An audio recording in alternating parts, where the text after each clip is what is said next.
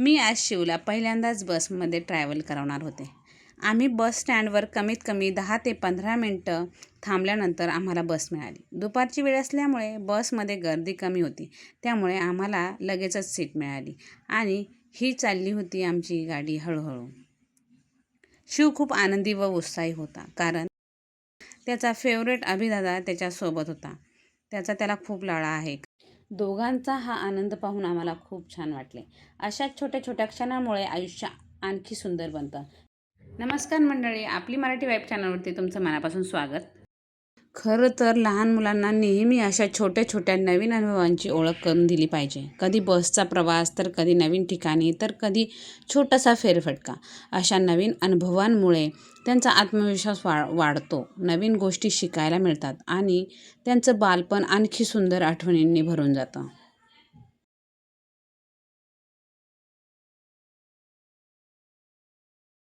त्यानंतर आम्ही थेट पोहोचलो जिथे आम्हाला जायचे होते. खरं सांगायचं तर आम्ही आलो होतो सुनीता भाभीच्या घरी. ती भाभी जी 14 वर्ष माझ्या शेजारी राहिली.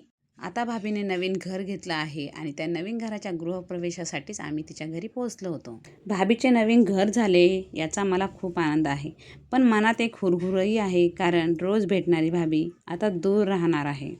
रोज मनातल्या फॅमिलीसारख्या गप्पा मारणारी, सुखदुःखात सोबत राहणारी भाभी आता दूर राहायला आली आहे. भाभीने खूप छान घर घेतला आहे. त्याचं खूप छान असं फर्निश केलेला रूम आहे, त्यामुळे तो खूप प्रसन्न वाटतो. घरामध्ये खूप छान हवा आणि प्रकाश येते, त्यामुळे तिथे खूप छान पॉझिटिव्ह वाईब येते.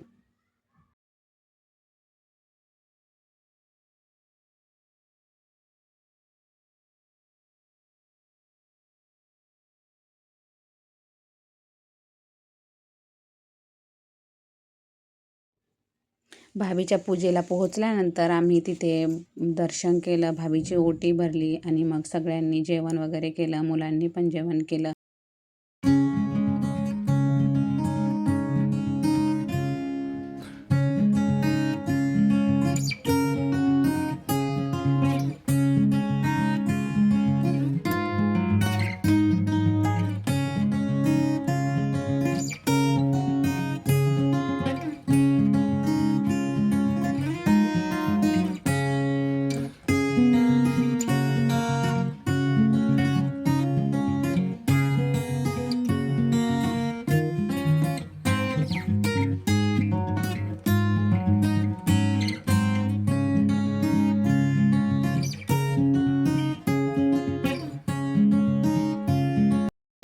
आणि पूजेवरून पुन्हा घरी रिटर्न निघत असताना आम्हाला रस्त्यातच गाडी भेटली. तिच्यावरती काव्य आणि राजश्री लिहिलेलं होतं.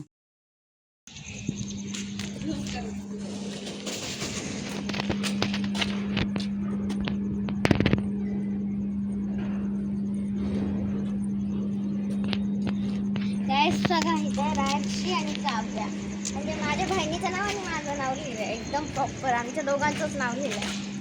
गाडी आमची नाही, कोणाची माहीत नाही. मग आम्ही परत निघालो. तेव्हा थोडी रात्र झाली होती, पण आम्ही पुन्हा बसनीच निघालो, कारण की शिवला जाताना खूप छान वाटले होते.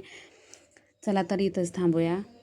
भाभीला नवीन घराच्या खूप खूप शुभेच्छा. देव करो भाभीच्या घरामध्ये नेहमी सुख समृद्धी व आनंद राहो.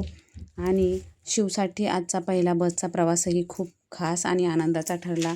भेटूया अशाच नवीन व्हिडिओमध्ये. तोपर्यंत धन्यवाद.